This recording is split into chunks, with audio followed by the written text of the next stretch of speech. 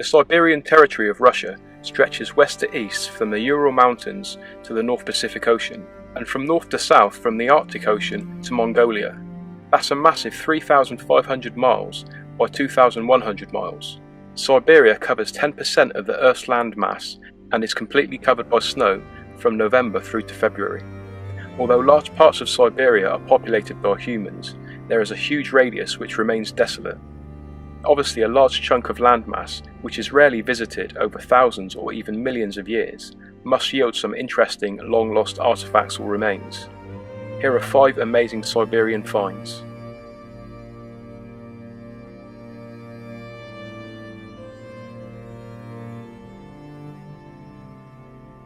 This object was found 40 meters beneath Siberia's Kuznetsk Basin. It was uncovered by a coal mining company in 2015.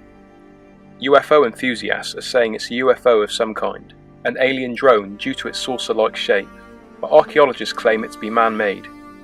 The object is roughly circular, with a diameter of around 1.2 meters and weighing roughly 440 pounds or 31 stone. Excavator Boris Glazkov, who found the object, said, "I've never seen anything like this object, which is obviously man-made, out here in the middle of nowhere. It is a real mystery." The object was unearthed beside a second similarly shaped object, but the other one broke in two during the excavation. Since the object was found as far underground as 40 meters, it's thought that it could be older than the Russian woolly mammoth, whose remains have been discovered in the area at a depth of 25 meters. I couldn't find a more specific estimate for the age of the discs, but the Russian woolly mammoth remains dates anywhere between 45,000 and 10,000 years. Some historians have suggested a link between the Siberian discs and the Dropa stones, which was said to be found in the mountain slopes separating China and Tibet in 1938. But as the Dropa stones are now widely regarded as being faked, I won't go any further into the theory. So are the saucer-shaped discs man-made, or did they in fact fall from outer space? More recently, a larger 2-meter stone disc was unearthed in the Kuzbass region.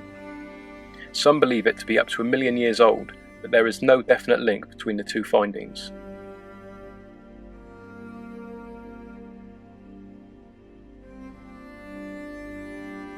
The remains of a 12,400-year-old puppy was found on the banks of the river Silak near the village of Tumat in 2015. The animal was found in a well-mummified condition, and following an MRI scan, its brain is said to be 70 to 80% intact. In 2011, another canine infant was discovered in the same area, and the two are thought to be related. The puppies are thought to have been killed by a giant landslide around the time of the last ice age. DNA testing has revealed that the animal belongs to the dog family rather than the wolf, and the co-discovery of stone tools nearby suggests that they may even have been pets. Dr. Pavel Nikovsky of the Geological Institute in Moscow told the Siberian Times, "The carcass is preserved really well, and one of the most important things is that the brain is preserved." Korean scientist Hwang Woo-suk says he is excited to have been given samples of the dog's tissue and hopes one day to clone the animal. Just before finishing this video, I found a very recent story of a 2,000-year-old dog graveyard found in Salakhard near the Arctic Circle in July of 2016. Around 115 dogs are said to be buried there, and the remains of 2 sleds were found nearby, so it's thought they were working dogs, owned by villagers at a nearby ancient village.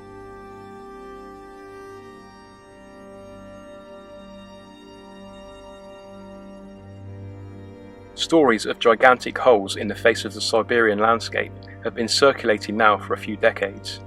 Back in 1996, the Trinity Broadcasting Network, a religious-based TV network in the US, claimed that the gates of hell had been found in Siberia, Russia. The story behind the original discovery is now widely accepted as being a hoax, and more specifically, an attempt at promoting Christianity amongst atheists. The story mentions that scientists were sent screaming in fear from what they believed to be the gates of hell. The suggested theory was that if atheists were convinced that hell existed, then heaven too must also exist. The original discovery dates back to 1989 and was actually a man-made hole, but not in Siberia. It was in the Kola Peninsula and made for scientific experimentation.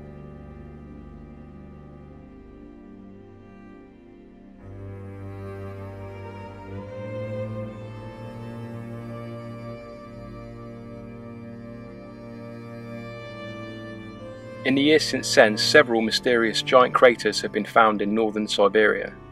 Originally thought to have been meteor craters or the work of aliens from another planet, they are now thought to be a kind of sinkhole caused by the melting of permafrost below the surface. Permafrost is a layer of thick earth and ice which essentially holds the earth above in place. Once it begins to melt, naturally the earth above collapses, leaving giant cavities, some as deep as 300 feet or 91 meters, and as wide as 260 feet or 79 meters, the biggest of which can be found on the Yamal Peninsula, also known as the end of the world. But there is another feature to these sinkholes that beg explanation. In all recent cases, there are piles of earth surrounding the hole, which suggests that an explosion took place, pushing earth up and out of the area. The build-up of methane is blamed for this. The methane gas is said to build up over a period of time as the permafrost melts, until the sheer pressure explodes outwards, before collapsing into the holes we see now. These earth-covered permafrost areas are known as pingos. Another smaller hole was found in the Taz district of Siberia, just over 200 kilometers or 120 miles east of the original Yamal Peninsula hole. Another in the Taimyr Peninsula was said to be up to 330 feet or 100 meters in length. The original holes were found in 2014 after reindeer herders caught sight of the Yamal Peninsula sinkhole. Global warming is now the most commonly thought cause. If this is the case and the permafrost affected areas or pingos continue to melt, this could cause a more sudden collapse of Earth affecting much larger areas.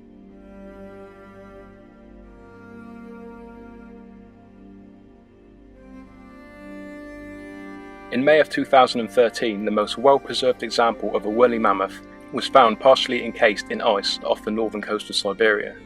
Scientists say that the female mammoth could be as old as 39,000 years. The upper torso and front legs were covered by earth, not ice, and shown signs of being eaten by predators. The rest of the animal, however, was almost perfectly preserved. Well-preserved frozen pools of blood were also found at the scene, and according to Korean DNA specialists, the species could be brought back to life if spliced with the egg of a modern elephant. The mammoth is thought to have been between 50 and 60 years old when it died. Semyon Grigoriev from the Northeastern Federal University in Siberia said it's the best preserved mammoth in the history of paleontology. Dr. Grigoriev initially put the age of the animal at 10,000 years, but it's now thought to be up to 39,000 years old. Almost unbelievably, it's thought that up to 150 million other woolly mammoths have been buried beneath the permafrost of Siberia.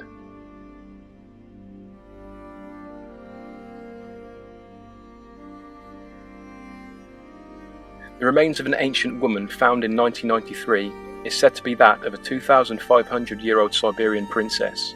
She was heavily tattooed and composed in a crouching position inside a wooden crate. Her tomb was discovered alongside 6 horses and a vast array of treasures which lay in the permafrost of the Yukok Plateau, 8,200 feet up in northwestern Siberia. These items included a decorated horse saddle made of felt, which adorned a design of a winged lion.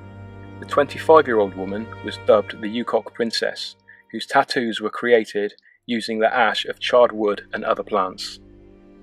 20 years ago, the woman was removed and preserved in a freezer in the Archaeological and Ethnographic Institute of Novosibirsk. But in 2012, she was returned to the region in which she was discovered and presented at the Republic National Museum in Gorno-Altaysk. She underwent an MRI scan which at first revealed very little to prove her cause of death, but it's now believed she had suffered and probably died from breast cancer. She is one of the earliest known victims of the disease, and further tests concluded that she had smoked cannabis prior to dying, possibly to dull the effects of the cancer. Native ethnic groups in Russia have expressed fears that removing the woman and putting her in a museum may release evil spirits into the world, as they believe she was a mystic force and communicated with such spirits when she was alive. Even after her removal from the ancient tomb, locals said that many people in the area had suffered a great deal of bad luck, and that earth tremors and freak weather had affected the region ever since. They continue to be strongly opposed to the exploitation of the ancient woman, saying that bad luck and unusual occurrences in the area will continue until she is put to rest in her original and rightful place. Local campaigner Akai Khan said the dead cannot be disturbed, and especially they cannot be held on public display. The strength of the opposing locals was so strong that for a while it seemed that the exhibition would not go ahead, but it was agreed that in keeping with local superstitions, The display would be open to the public at the next full moon.